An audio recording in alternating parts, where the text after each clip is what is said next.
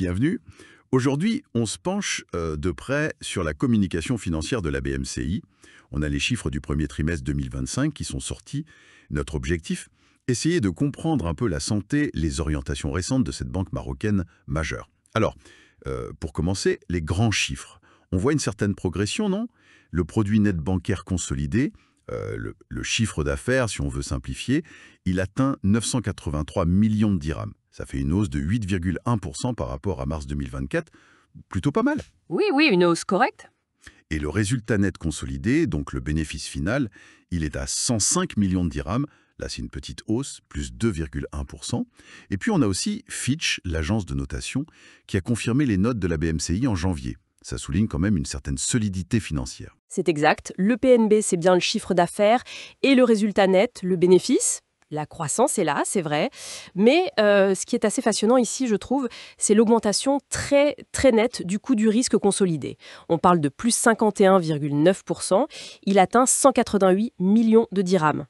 Ah oui, quand même. Plus 52%. Ben oui, ça suggère en fait que la banque met beaucoup plus d'argent de côté pour couvrir d'éventuels crédits qui ne seraient pas remboursés, une prudence marquée. D'accord, donc plus de provisions. Est-ce lié à la situation économique? C'est une très bonne question. D'ailleurs, si on regarde les crédits à la clientèle consolidés, ils ont légèrement baissé, moins 1,4% depuis la fin 2024. On est à 58,36 milliards de dirhams. Moins de crédits distribués, plus de provisions. Ça va dans le même sens, hein. Je vois.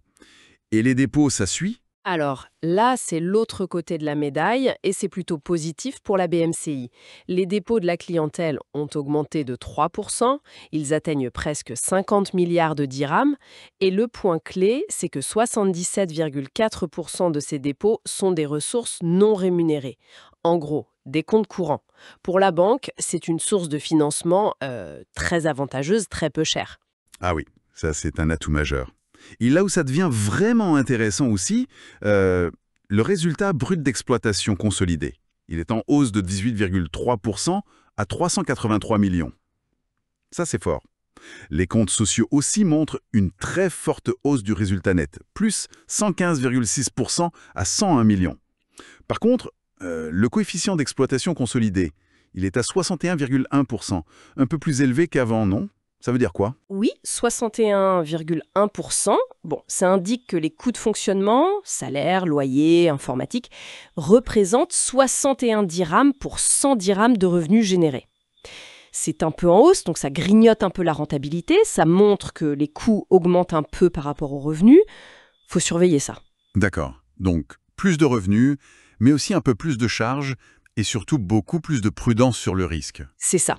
Et si on relie tout ça à la stratégie globale, la BMCI a pris des initiatives assez notables. Il y a d'abord eu cette fusion-absorption de leur filiale informatique, BDSI. Ah oui, BDSI, pour plus d'efficacité interne, j'imagine. Exactement.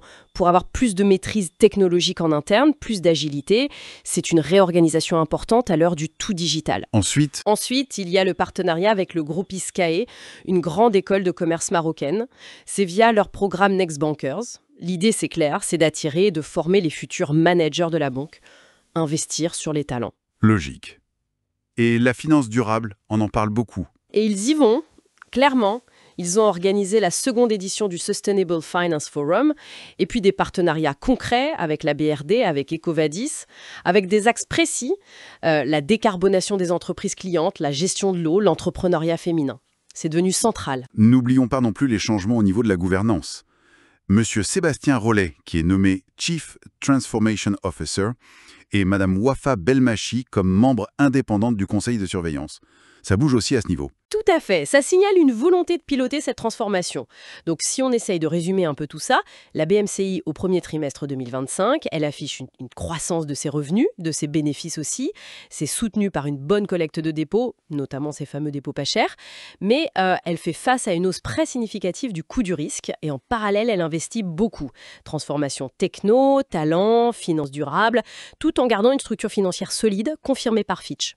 Ok, donc pour résumer, des résultats globalement en hausse, c'est vrai, mais une vigilance très accrue sur le risque de crédit et des mouvements stratégiques clairs vers l'efficacité interne, le développement des talents et la finance verte. Voilà. Et ça soulève une question importante pour la suite, non?